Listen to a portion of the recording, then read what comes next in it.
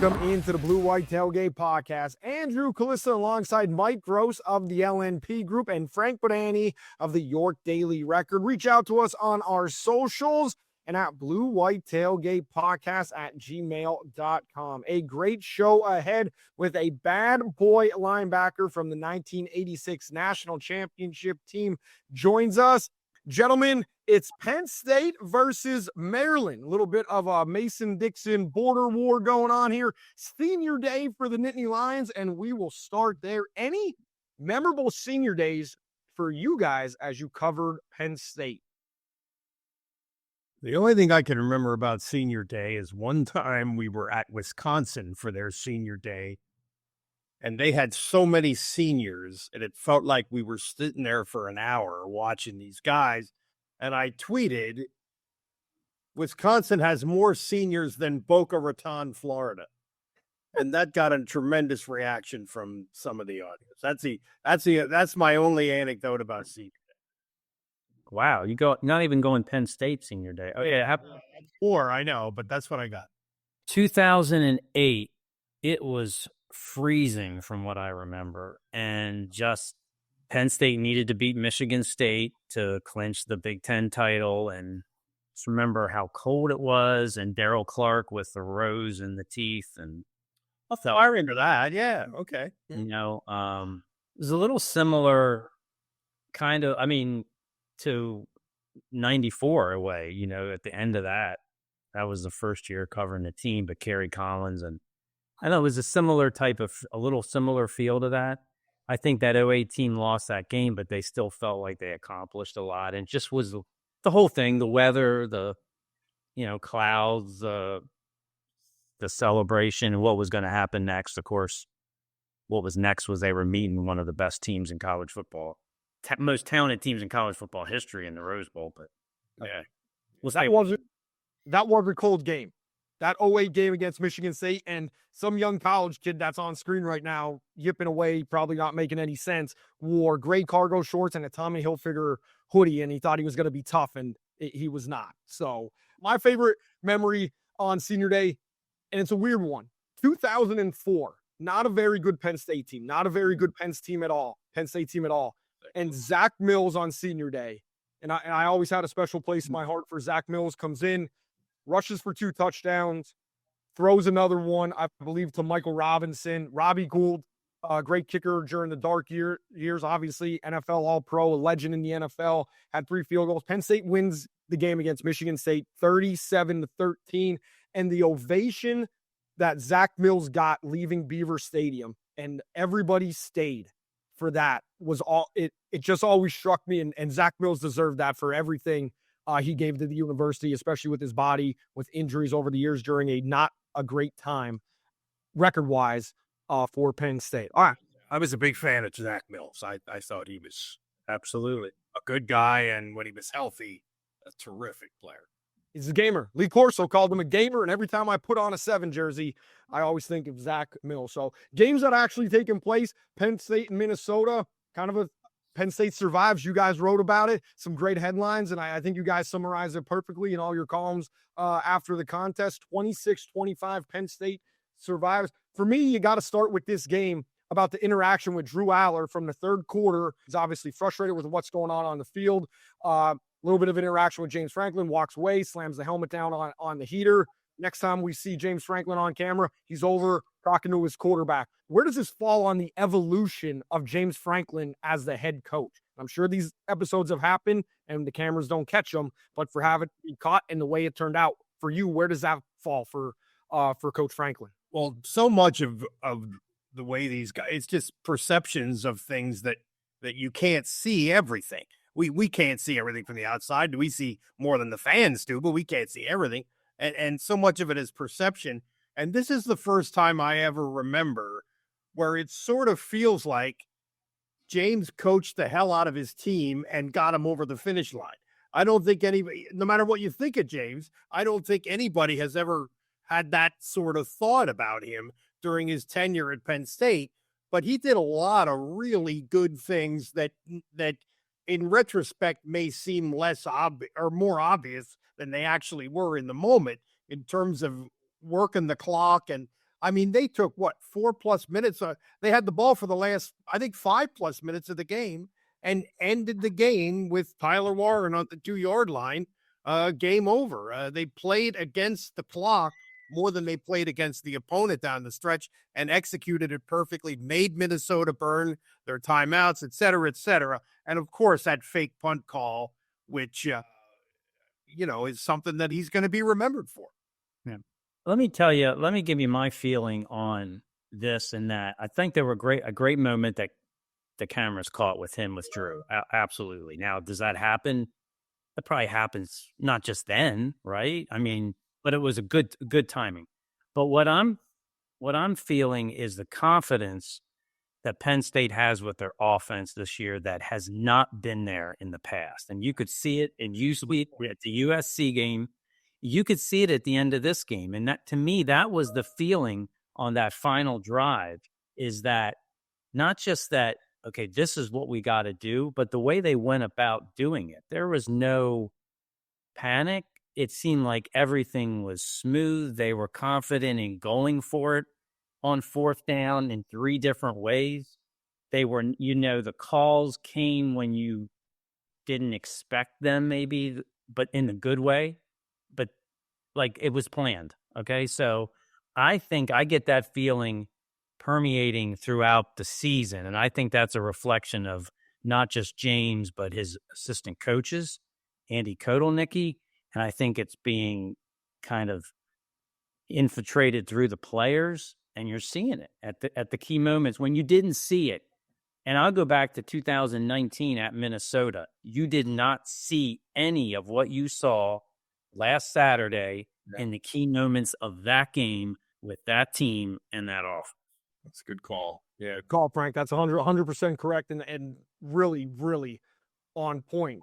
Continuing to talk about James Franklin, walking a little bit higher in the seat. You have to imagine it's after that fake punt call. We've seen James be very aggressive at times with fakes and a little deception against Michigan early in the game in the past. The Capital One Bowl, or the Citrus Bowl, I think it was back to being called, against Kentucky. Late in the game here, pulls one out. I don't think PJ Fleck would ever expect it. Luke Reynolds makes it work. All 11 guys on the field make it work, actually, as James referenced in his Monday presser. But after that, I mean, I got to tweet out, he was Pedro Serrano, running down the baseline in Major League. Got some big marbles. Marbles, yeah. And you mentioned that Minnesota didn't see it coming. This is the kind of thing where Franklin said they have this fake in. They've probably done it a half a dozen times this year, but every other time, what the defense was showing them was not conducive to them actually doing it. In this case, when they put their punting team on the field, Minnesota took their defense off the field and put their punt return unit on, and all of a sudden it's a go. Wow, I mean, it couldn't have worked better. And a whole bunch of guys.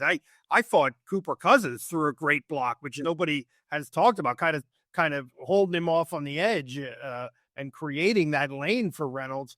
True freshman making the block, true freshman carrying the ball, and a bunch of other guys had great blocks. That was not only a gutsy call, but really well executed, I thought, by Penn State.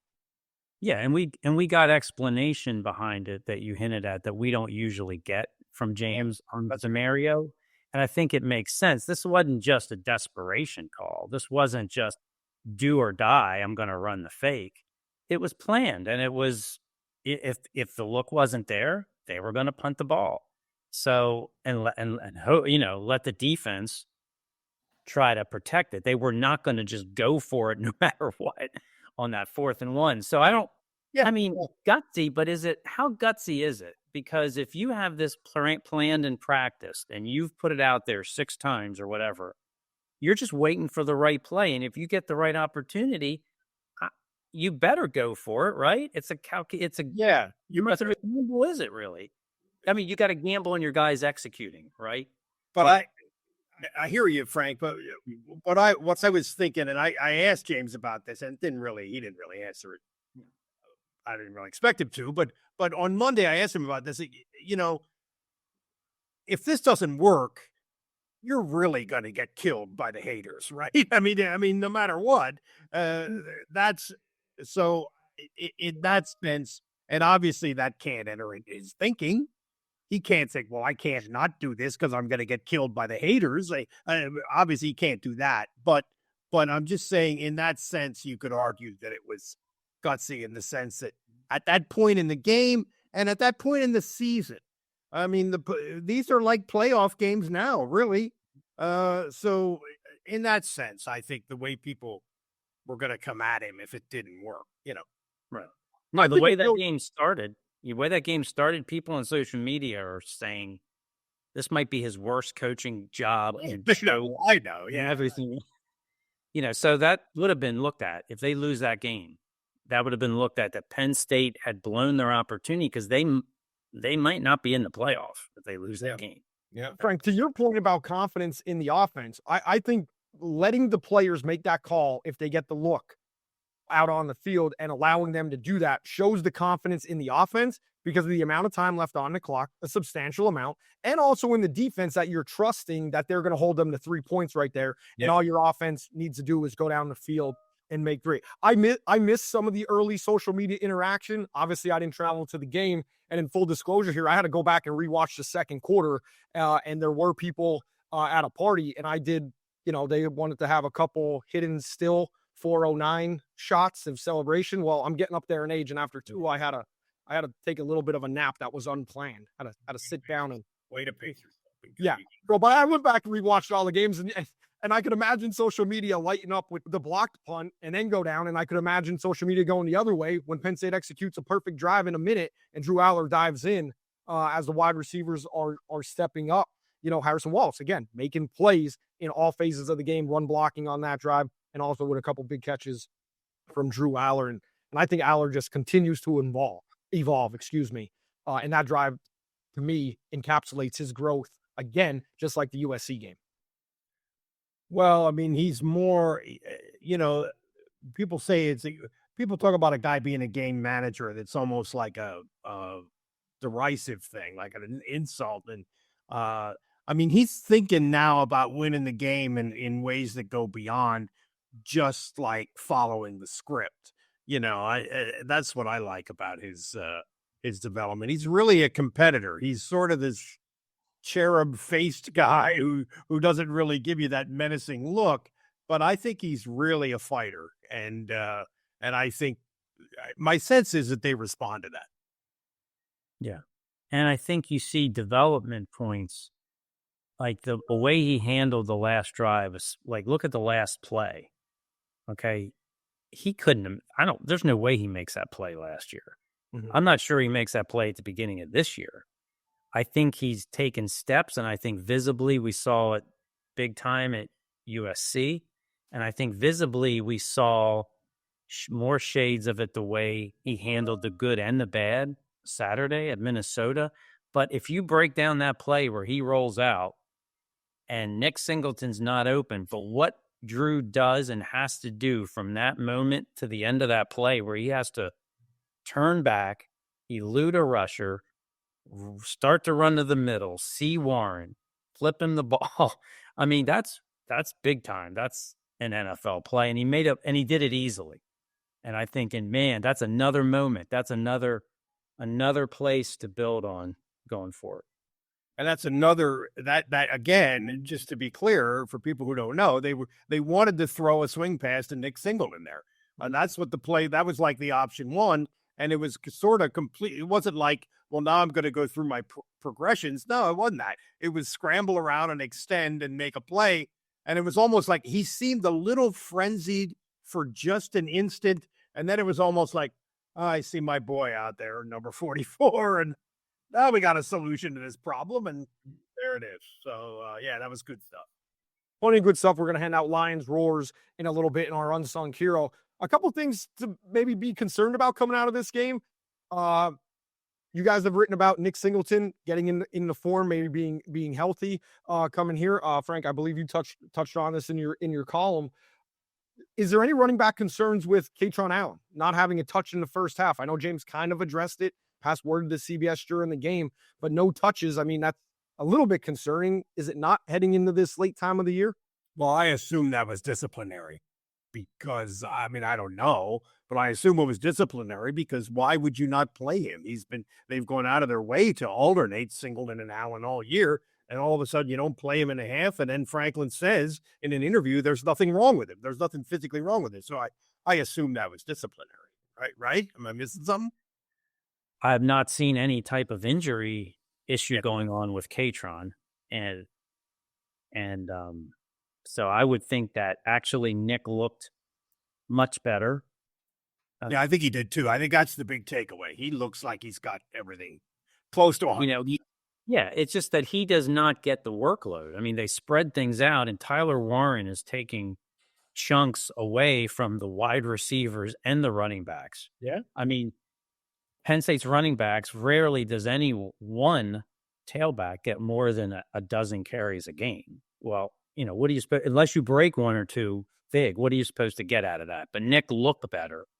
Katron looked fine. I think that's really important going where they're headed now, to have both those guys healthy and going forward, because Nick it's not understated. I mean, he's a difference maker when he has the explosion at the beginning of the year that we saw against Washington at moments, what we saw in that touchdown run at Minnesota. We've seen it. You see what it can do, but it hasn't been there the whole year. Like, he didn't have it at Wisconsin, right? Yeah. He wasn't going to do that in that game. He wasn't healthy enough. But to me, that's big going forward, because you can't just rely on Katron Allen and Tyler Warren, the run game of that capacity, to get you through anything in the playoffs. You got to have Nick Singleton. And let's just be real honest here, at least in my opinion. Penn State does not have a great win, and they have not played a great 4-quarter game yet. I don't think they've done enough to merit being the number 4 team in the country, in my opinion. Although, who would you put in front of them? That becomes an argument, and you could go down the rabbit hole with that. But I mean, the kind of performance that they're going to have to really make a dent in this tournament, they have not produced that performance yet. Well, let me say is that I think they are kind of who James Franklin is again this year. They are ultra consistent. And I think that's what they are. Like, there's moments where Georgia looks superior by far to Penn State. There's moments where Texas does. Or there's probably been times Alabama, Oregon, all of them. But look at what those teams, other than Oregon, right? They've all lost games. They've all looked worse than Penn State as well at times. Yeah. So it's the consistency. You can say Georgia is better, looks better, but the bottom line is they lost 2 games. They looked really bad in at least 1 or 2 others. So I think Penn State has earned number 4 partially because of their consistency, and people value it because I think the committee understands how hard that is. That's why Notre Dame is behind them, because Notre Dame had a horrendous day at the office, and they're being penalized a little bit for it. Right? Yeah, that's 100%. And after Georgia beat Tennessee, they go up to Kirby Smart on the field right after the game, and he says, "Hey, you really got to bring it. You really got to bring it week in, week out. The committee doesn't understand. You really got to bring it week in, week out in the SEC." Well, yeah, you got to, but nobody does.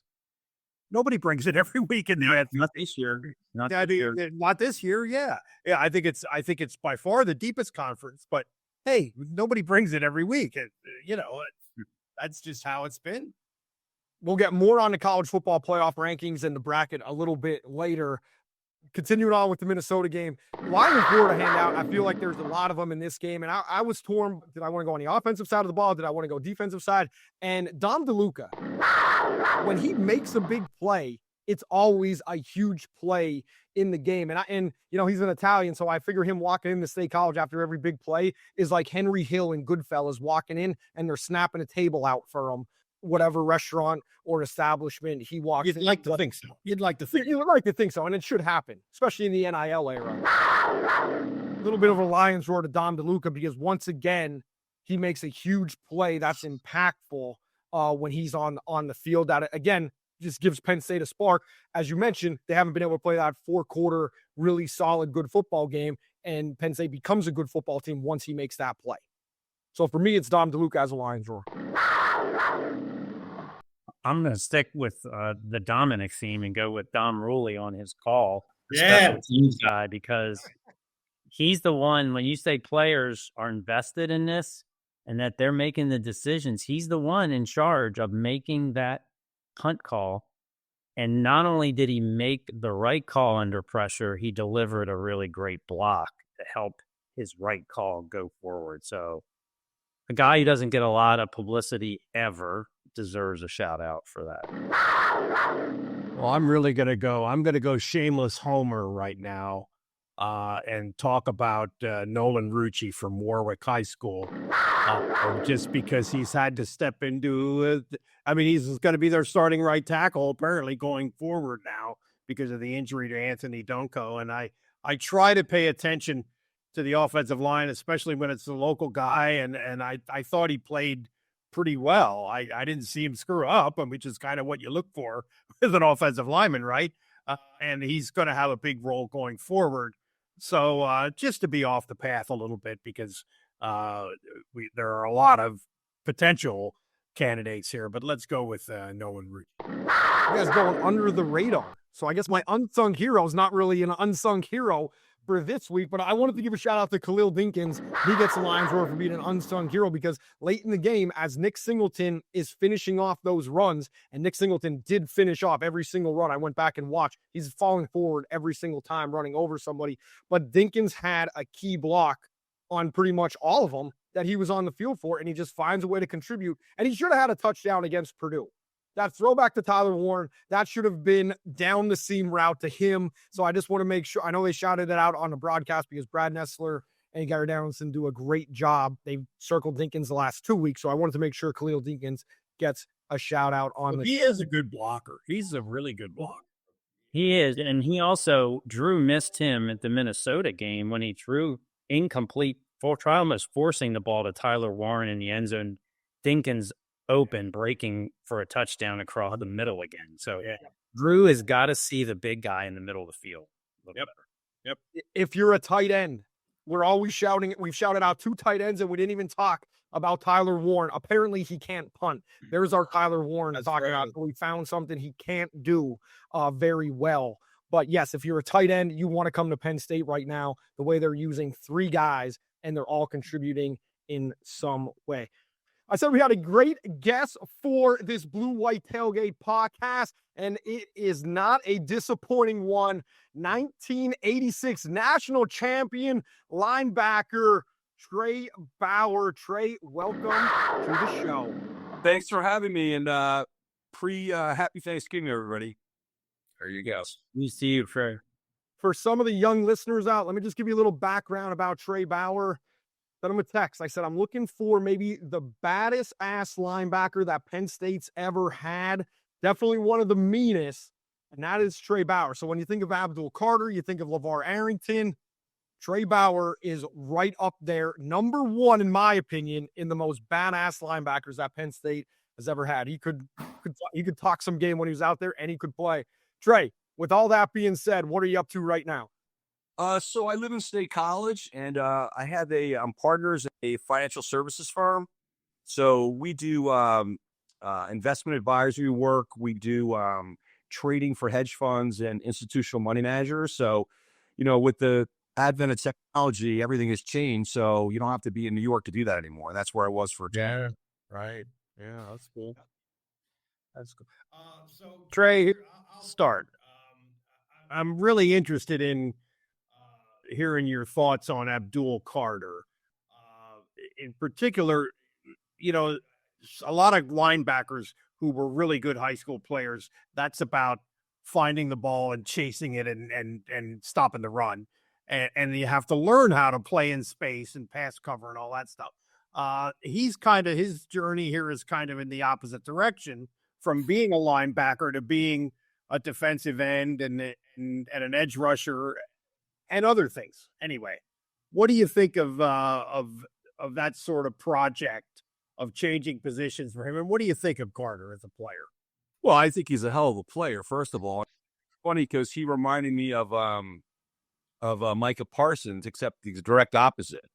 So I saw Micah Parsons when he was a freshman. I saw him play against my oldest son, kid at State High, who was actually a good offensive tackle, and ended up going to Purdue, was a 3-year starter, and Micah Parsons like totally destroyed him.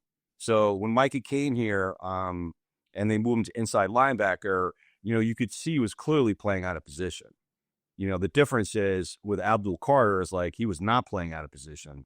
And when I saw him, I said, well, this guy's legit. And it was interesting. I was interested to see how he's going to do this year. And I think he's fantastic. I mean, his stats should be so much better than they are, and they're still great. But he's fantastic. Trey, how about linebacker at Penn State, how it's changed from the time you guys played, to what you see now, and how do you think Penn State's adjusted to that change?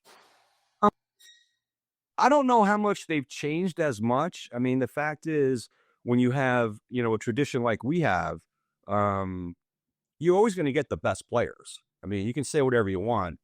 People say, well, Ohio State's got good linebackers, or SC has good linebackers, or Alabama. But if you look at like over time, and I said this to Andrew when we spoke the other day, and you think about the history of Penn State linebackers, I mean, I'll put us up against anyone and twice on Sunday. I mean, I think the kids now are bigger, faster, they're more athletic, but everyone is now, right? So, I mean, you just go, okay, well, how can that translate? But I mean, the game has changed so much since I played, where, a lot of times, I mean, for me, as an old school guy, I get frustrated when I see the kids, missing tackles or whatever. But, if you're not practicing it, then, it's like the pros. I mean, the pro game is unwatchable to me, quite frankly. I mean, the only time I watch a football, NFL game is when I watch Penn State guys. But, I mean, the fact is these kids are lean. They're really fast. I mean, I think the strength and conditioning program here is second to none. And it just shows we keep getting, NFL players every single year. Trey, I want to go flash back to 1985 season opener. Early on in the season, Maryland's ranked number 7. Penn State's coming in off a down year. You had a big play late in that game. Maryland's driving to possibly win the football game. They only need a field goal to win. You recover a fumble, and that kind of jump starts a rebound in the Penn State program at the time. You guys go on to play for a national title game against Oklahoma, and then the very next year beat Miami in a national title game. Did you know the significance or feel the significance of that play that you made, fumble in the recovery? And how do you remember that game back in 1985 against the Terps? Well, I mean, it's kind of funny because, that was probably the hottest game ever in Penn State history. So it was 110 on the field. In fact, I think that was the one and only game, or actually the first game that Joe did not wear a tie. So we warmed up and didn't have our equipment on. It was over 110 degrees. They actually had to call in the College Park fire department, and they were actually spraying the crowd because actually my sister got carried out of the game. So, I mean, she was fine, but it was so hot. To me, I just remember not thinking much about it because I had actually gotten sick earlier in the game. So I just, drinking so much water.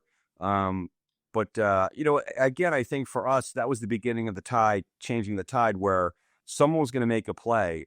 I recovered the fumble. I believe it was Lance Hamilton who caused the fumble, right? So, I mean, I think that was the beginning of certainly setting the stage for, our run for the national championship. The game at 86 when you beat Miami for the national championship is probably the most famous game and the biggest win in Penn State history. And so much of it had to do with the defensive game plan to deal with that insanely talented Miami offense. So did you guys know going in that not necessarily we're going to win, but we got a really good approach here? We got a way to win. We got a way to deal with their offense in terms of game plan. Yeah, I mean, we were more than prepared. In fact, for that game alone, we put in 150 new defenses. So they had no idea what they were going up against. And, I just remember watching film of them during the year, and they didn't really play a great schedule.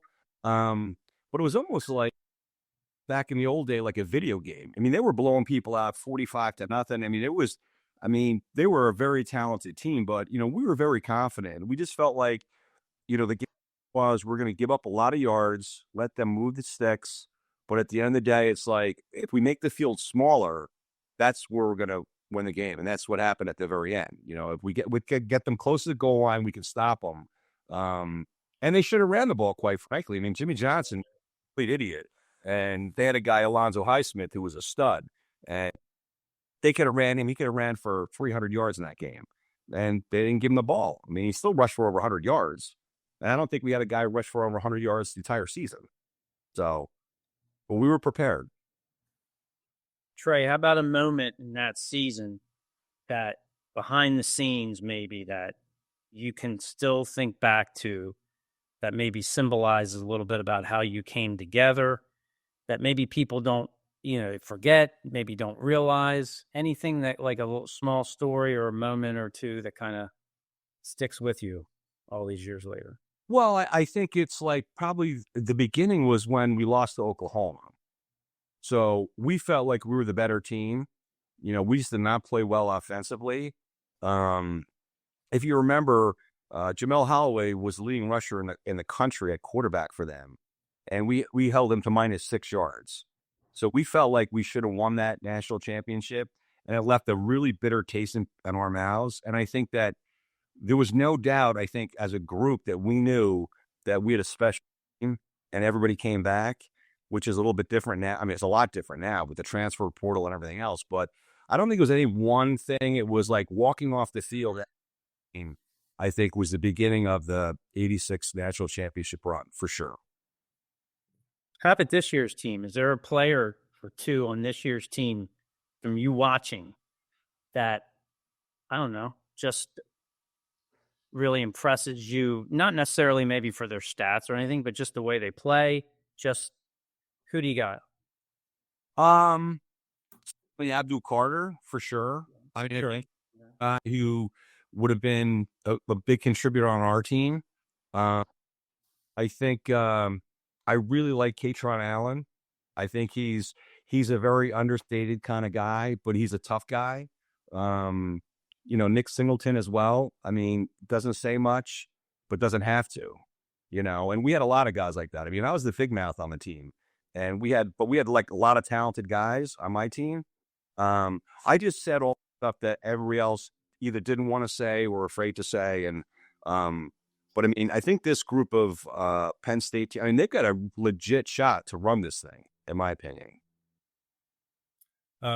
Trey, was there any epic trash talk exchanges against Miami, with you being the guy who was something of a talker? Somewhat of a talker? Yeah. Our information director, Bud Tallman, was a fantastic guy. I don't know if you remember Bud, but I was the last, like we did individual press conferences. And I was the last one, and I'll never forget. So someone asked me about Jerome Brown, God rest his soul, but made some comment about, it was like some racially charged thing, was nonsense. And so I said in my press conference, it was a day before the game, I said, well, coming from a Rhodes Scholar like Jerome Brown, that's warranted. And that was the front headline for the Miami Herald the day of the game. So we go to get on the bus from the hotel, and Joe's like, what are you doing? Why would you say that? Because Joe was not that guy. I said, listen, we got this. We'll be fine. And then, what we had, before the game started with Michael Irvin running for our warm-ups, and I hit him in the back of the head with a football. I mean, just like they thought that they were tough guys, and I think they thought they were, but at the end of the day, it's like with the whole Mike Tyson quote, right? Like, you don't know how tough you are until you get punched in the mouth. And, the first series, we kind of set the tone, and it set the tone for the rest of the game, for sure. I love rewatching that game and seeing some of the trash talk going on. There's a great exchange between you and Michael Irving on the far side. And in another life, I like wake up in a dream and I'm like Ray Isom, and I'm just like a scrappy dude character behind you. just like a small guy, like yipping and biting at ankles. But you're in front of me in all these dreams, my other life. Well, that's probably a good place for you to be, for sure. But I mean, Ray is a badass. I mean, he's a Harrisburg guy. Right. Yeah. Very understated guy, talked a lot, amongst us, but he didn't take any shit from anybody. And for a guy he reminded me, we had a great player here just before, actually our freshman year, Mark Robinson, who played in the NFL for a long time. And he actually played with Ray in Tampa Bay, but Ray was a smaller version of Mark Robinson, but he was a tough guy for sure. Trey, with all your experiences, like you went through the 1984 season and then the run to the back-to-back national title games, winning a national title game, you're still around the program. You get to talk to James, Terry Smith, a lot of the Penn State lettermen that are up there. Yep. When you have a chance to talk to some of the young guys that are in the program, what is some of the advice that you impart on these guys as they're going through their college career, especially how times have changed in the game? I think the biggest takeaway for me, so I have 5 kids and they're a little bit older than, the current players. But the one thing I will say to them is that, it's your team. And, Franklin is the head coach. He's the face of the franchise, so to speak, and you got Andy and Tom run the offense and the defense, but it's their team at the end of the day. And that was one of the things that Joe always made it very clear to us.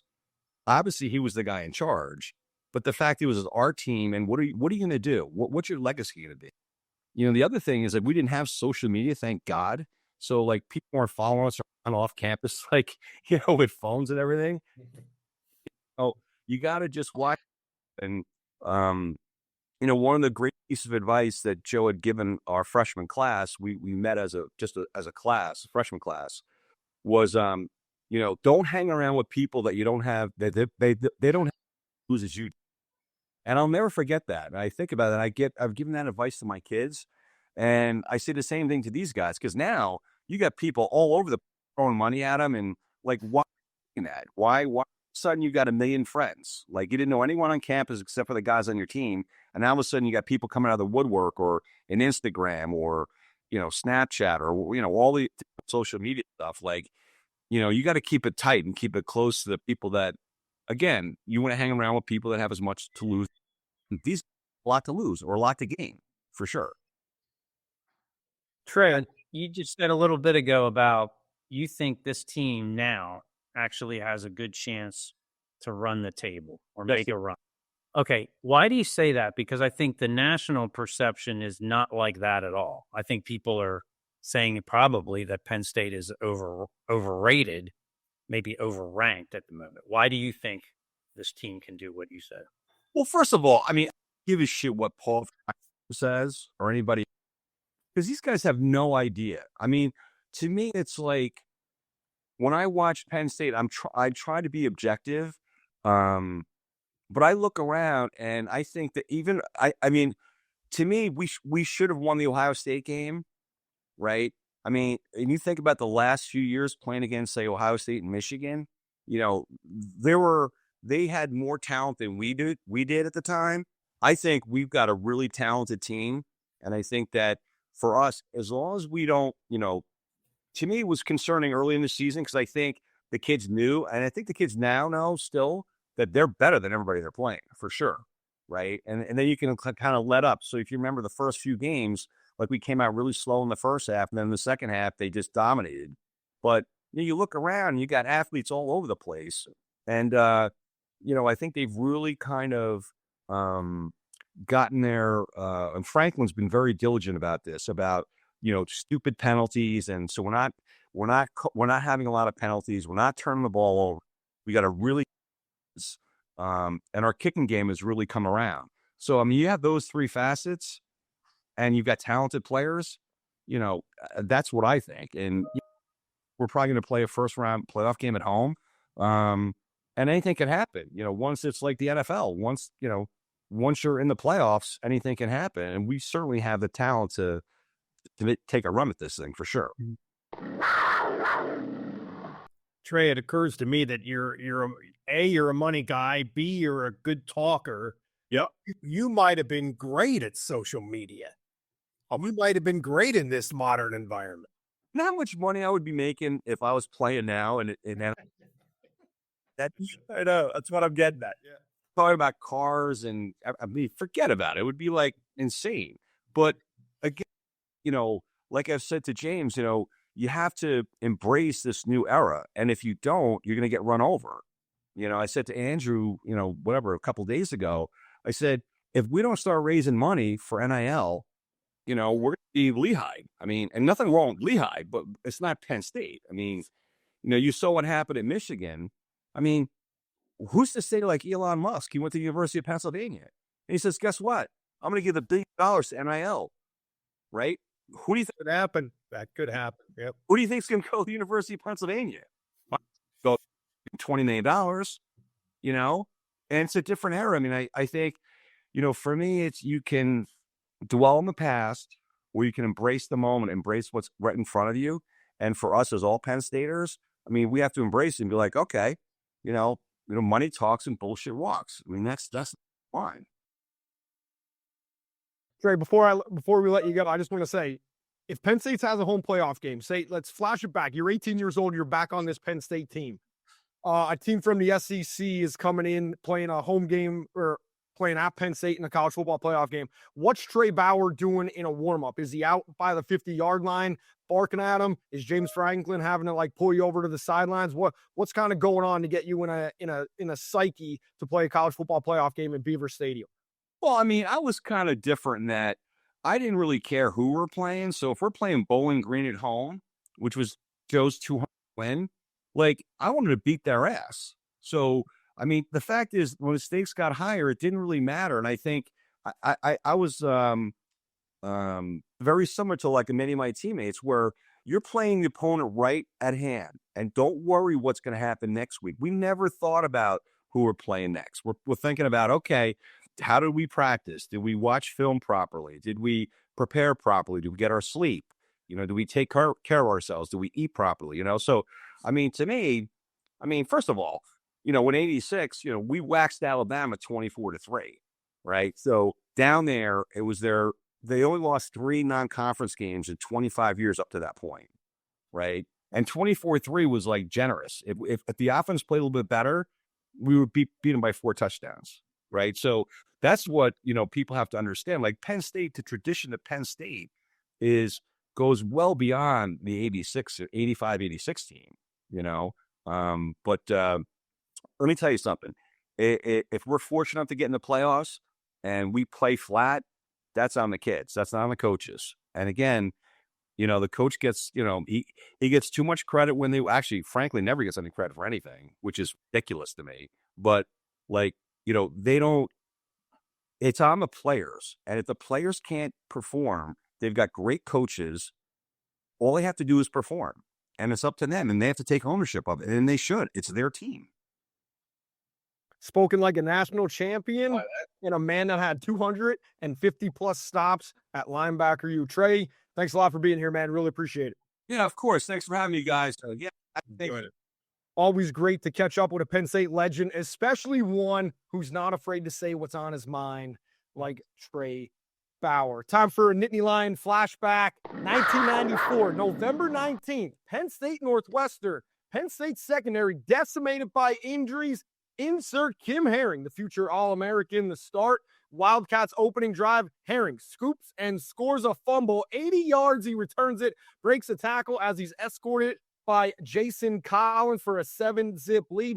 Next possession, what does Kim Herring do for an encore? He picks off a pass. That's right, Kim Herring, a full stat sheet early on against Northwestern before Penn State's offense even enters the field. It didn't take long for Kerry Collins to equal the output, though, of Kim Herring. Just the second play of the Lions offense, a 51-yard strike to Bobby Ingram. 45-17 the final, and that is your 1994 Nittany Lion flashback as we celebrate and honor the undefeated 1994 Rose Bowl champion. So not really a good scenario to compare 1994 to Maryland. That's why I go to the Northwestern game. And, Kim Herring, one of the great Penn State defensive backs of all time. The Terps, the Turtles, they come in 4-7, just a sad state of their program. Probably wishing they made their head coach in waiting their head coach way back in the day. We know that's always on James Franklin's mind. He'll say that he reminds everybody that he was the head coach in waiting. He won't go beyond that. He did bring that up even on Monday. He brought that up. Always brings it up. Always brings it up. You're coaching waiting. Yeah. Take the over, and Penn State's going to cover. That's the mantra when it comes to this week. Since 24, if it's not a COVID year and it's not James Franklin's first year, Penn State's going to cover and they're going to put down a lot of points. Maryland comes in. They got some quarterback questions. Is it going to be Billy Edwards at quarterback? Is it going to be Morris? What do we make of this Penn State-Maryland game with head coach Mike Loxley, very familiar with James Franklin? Can Maryland stay on the field? I mean, they're going to stay on the field. They're going to play all 60 minutes. But can this game be any which way competitive? I mean, not unless Penn State turns the ball over and just doesn't focus and doesn't really, so to speak, show up. That's the only way, because, Penn State has business to take care of to get where they want to go. I don't think that's going to be lost in the least bit. And I think they know they got a wounded opponent to make it happen. And gosh help them if somehow they find out that Michigan upsets Ohio State before, as their game is starting or something. I mean, then you're playing for the Big Ten championship. I don't think there's going to be a lack of motivation. I think Penn State, Maryland showed that they couldn't stop the run last week. They haven't been able to stop the pass all year. They've lost 4 in a row, 6 of 7. This is typical where I don't think they can muscle up to Penn State, and I don't know if the effort is even really going to be there once you get past about the first 15 minutes. Yeah, Maryland won 8 games last year and won a bowl game last year, I believe. Yes, and what did they do against Penn State, right? Well, yeah, they got. I mean, that was. I sort of look at the last year's Maryland game, come to think of it, as the beginning of Drew Allar becoming what he has become, because that was right after that game where he threw the interception against Indiana and then came right back and made the big throw to win it. And I remember talking to Al, or after the Maryland game, they kicked the crap out of Maryland. I think it was 51-15, and he had an excellent game. And I remember talking to him, and I didn't expect him to admit this, but he kind of said, "You know what? That interception was kind of last week was the kind of what I needed. It was a smack in the face that I needed to just start playing football instead of, executing the plan or whatever." So anyway, I that's sort of the way I think of last year's Maryland game. But you're right. I mean, they only have 1 win in the Big Ten. They have good receivers. They have speed. Maryland always has good receivers and speed, and then one of the best receivers in the country, I think, at least statistically. But they might have checked out. I think in this transfer era, when you have a team that's on the slide that they're on, and you're coming on the road in week 12, and guys are thinking more ahead than they are. It's not 1-0 this week, or it would be very difficult for it to be 1-0 this week for Maryland. Mike, I love you dropping they kick the crap out of Maryland. Yes, the sun rises in the east and fish do like water. Yeah. That's pretty much the SOP for Penn State under James Franklin with Maryland. Well, you go back to 1961, Penn State's only lost, 3 times to the Turtles. You mentioned Ty Felton, 92 catches, over 1,000 yards on the year, 9 touchdowns. So, I mean, if anything's going to happen and Maryland's going to put up any semblance of a fight offensively, he's a guy that just has to go off and make some plays. Going to be a difficult assignment from here, but he's definitely the most dangerous guy that you have to watch. Frank, is this a game where if you're James Franklin, your number one objective, besides reminding Maryland and Maryland Board of Trustee members that, hey, I should have been the head coach at Maryland, and now you're going to feel my wrath, is priority number 1A above that is making sure your Penn State team comes out healthy? Well, sure. I mean, you got to hope these guys play full throttle and then get them out as soon as possible, because you got more football to play. So you would look at it in that realm. I would think best case scenario is you don't see the starters much past the first couple series of the second half. That would be best case scenario, right? If you're building that kind of lead, but you're also going to be, they're going to be dialing it up for Tyler Warren to get him to 1,000 yards. at least give him that shot. He's 90 away. I think that is something you will see early, and I think he'll get it. So that'll be played into it. And I just think the running backs will finally break a couple. When's the last time? What, Katron Allen, I guess, that touchdown run at Wisconsin, but I mean a big run by a starter. Yeah. When's the last time? So that's been a while. West Virginia, maybe Nick Singleton going all the way back to then. Senior day. One thing I'm actually looking forward isn't related to the game. I'm wondering if Kevin Winston is going to walk out with the seniors. Yeah. That's one thing I think we need to pay attention to. And that's one of the things, because we're not sure what goes on behind the program, who's planning on leaving for the pros, who's planning on leaving for the transfer portal. Are they going to walk out, maybe explore eligibility somewhere else? With all that being said, it's going to be cold. It's a perfect game for boilo if you're from the cold regions. If you're not, look it up, find out a recipe, make some. It'll warm you up before going in. I encourage you to partake in a great cold region tradition. It's going to be cold, 30 degrees, as these guys are going to be sitting in the press box, nice and cozy. That's right. Give me some predictions for this game.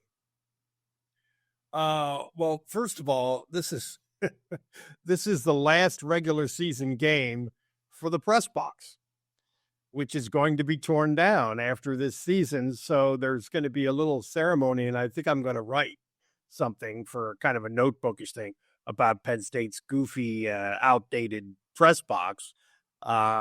So that's a thing. That's a little sideline. Prediction 44-20. Ooh. Yeah, I think it's going to be similar to last year. Penn State's going to have every opportunity to go through the 40s into the 50s. They're going to score far more points than we get to a high temperature on Saturday. And I just don't. I mean, Maryland's going to give them a couple touchdowns, right? One early, one late, whatever. It's going to be similar to last year. It's going to be similar to all the other Penn State, Maryland games we kind of see at this point in the year. Okay, so let's get it done. Let's get it done. And let's see what happens in the noon game. I mean, I don't expect Michigan to win, but, you can't forget that has a play in what's going on with Penn State. And then as soon as this game's over, if Penn State wins, they're going to be hosting a game. There's no doubt about it. Yeah, it doesn't seem like there's any way around that now. Frank, we got to have a number from you, big guy. Give us a score. Come on. Oh, I think I went like 52-13, something like that. I think they're going to be big. Still 51-15. It's going to be similar. Yeah, well, look at that. Yeah. Okay. I had it a little bit lower just because of the temperature. And I know I said a little bit earlier, take the over. Penn State's always going to cover. I saw them cover 33-3, but you guys have talked me into it. And maybe it's my biasness against, the Turtles, because I refuse to call them, the Terps or whatever their name is, to Testudo, dumb mascot. I'm going to go 48-6. I don't think they're going to score a touchdown. 46. Because I think they're checked out. I don't think they care. I don't think they checked out. I mean, yeah, that's true. They're going to care for 10 minutes because Penn State has a bunch of guys from their home area, and they're going to know, and then they're going to realize we're not going anywhere. This sucks. It's freezing, and everybody in this stadium hates us, and they're just going to go stand by the heater. Fun fact, I lit myself on fire in the 2014 Penn State Maryland game. On one of their team blowers on the sidelines, I lit my glove on fire and had to get that off my hand before yourself. Yeah. So injury report. James Franklin, please add me to the injury report. That's right. Sure. Retroactive to 2014. All right, real quick. I want to address an email that I got from, and I'm going to paraphrase because I don't have the email pulled up here, but it's from C in Hoboken. Addressed at C in Hoboken. Andrew, Mike, love the show. He starts out with, the standard, New York City, long-time listener, first-time caller. This guy starts out with stuff like that. So love that.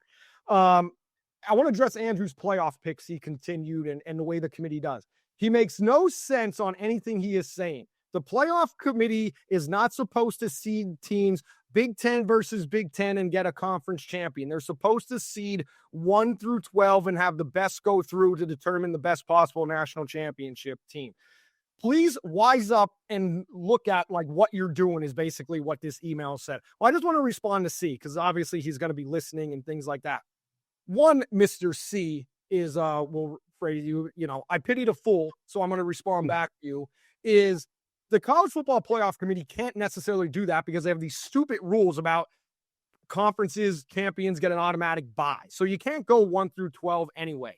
And my only rebuttal besides that is look at what the college football playoff committee did. It's like they listened to the BlueWhite Tailgate Pawcast because it's Penn State versus a Big Ten team in Indiana. They haven't played, and then the winner moves on in that game. So it's basically what they did. Now, I realize I had to get some help for that to happen, and stuff is going to change, but I think the college football playoff committee is seriously looking at matchups, and you have to, based on you cannot put the top 4 teams 1 through 4, and there has to be an adjustment to actually do that, to actually try to get to your top 4 best teams. So I thought the college football playoff committee kind of nailed it. I don't know what you guys think about this week's rankings coming out, but love the email. Keep listening. Send in some more.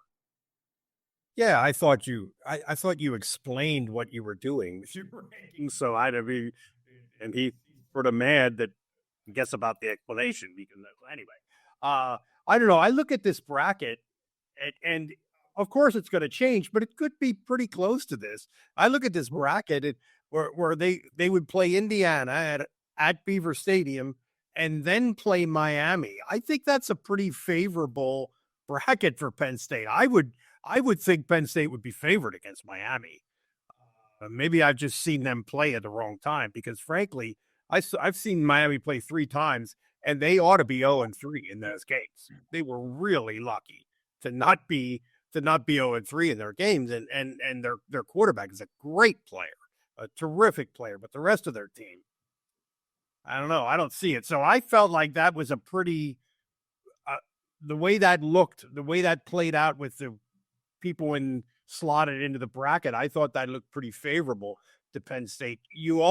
That number 5 spot is a good spot because you're going to play a 12 seed and then, the Big 12 or somebody like that. And Ohio State right now, or the loser of the Big Ten championship game probably will be in that spot. That's a very favorable spot. So the committee has been good to the Big Ten, whether you can argue about whether that's completely on merit or not. But anyway. Well, they should, because the top 2 teams in the country are from the Big Ten. So that loser should better be number 5. The question will be will Penn State overtake or stay ahead of the loser of the SEC title game, I think. Right. We don't know that, and Notre Dame. So Penn State could be 6. They could be 7. I mean, worst 8. They're going to host a game. And I think, it's going to change. We got 2 more rankings yet, and they play the bracket has them playing someone different every week. So we don't know any chance who they're playing yet, but I think they match up pretty well against most teams. I think playing someone like Georgia, that would be kind of dicey, right? Just because of the talent idea that you get Georgia's best game, or Texas might be a hard matchup, but I think Penn State matches up pretty favorably with most teams on the board. So let's just go there because of their consistency, because of the way they play on both sides of the ball, because some of these schools do not play nearly as well on one side of the ball as the other. That's correct. That's a good point. Yeah, that's very true. There's some teams that are pretty flawed in that way, and I do think that the consistency coupled with the fact that the Ohio State game was as competitive as it was. I mean, Indiana had 150 yards against Ohio State. Penn State was looking a little like maybe one of Trey Bauer's teams in a sense that they don't worry about style points. Like, they're not impressing a lot of people with how they're winning most of the games, and they don't have a lot of they don't have marquee opponents to maybe do that as well. But I think they're growing in themselves and finding ways to win, at least that I haven't seen a whole lot of under James Franklin. Like, the way they won at Minnesota and USC were not games that they have typically fared well in the past, in the last decade. Really, days on gone in both of those games. Yeah. Right. But maybe there's a little bit of the 85 and 86 teams from that perspective, maybe building in this team. Real quick, yes or no for both you guys. Is Indiana in the playoff bracket when everything is said and done? Yes. Yes. Should they be there? Yes. Yes, because I go with the consistency thing. If you're going to put Penn State 4 because you look at and you give them a lot of value for how they've taken care of business in a tough league the whole year, then I think you got to value Indiana doing the same thing. Losing only to Ohio State, the number 2 team in the country, doesn't matter. They still play in the Big Ten and they beat everybody else. So I think that's. I would disagree with that a little bit in the sense that I think if you look at Penn State's schedule and particularly when they played people, I mean, USC was a better win than it looks like now, I think. West Virginia was a better win at the time than it looks like now. On the other hand, I sort of believe in margin of victory, and that's a pro-Indiana point. I mean, they dropped them 5 points. I don't think they're going to drop much more than that. The committee dropped Indiana from 5 to 10, 5 points. They benefited from the turmoil in the SEC as well. So, and based on that, I believe they deserve to be in there. Yeah. The SEC cannibalized each other with some bad losses. Alabama losing to Oklahoma, that was a bad loss. That enables Indiana to stay there. I do like Clemson to make the playoff. I think they're going to get two ACC teams in, and I don't think Miami's going to be one because I'm high on SMU. I do think that's how that's going to play out. I think the SEC is able to get one more team in. My question is, if Texas A&M beats Texas, is Texas going to be in the field, and where are they going to be in the? Yeah. I personally believe they're going to be in the field, but where do you rank a 2-loss Texas team that pretty much has a very similar, if you blank out the logos, basically looks like Indiana on the stat sheet.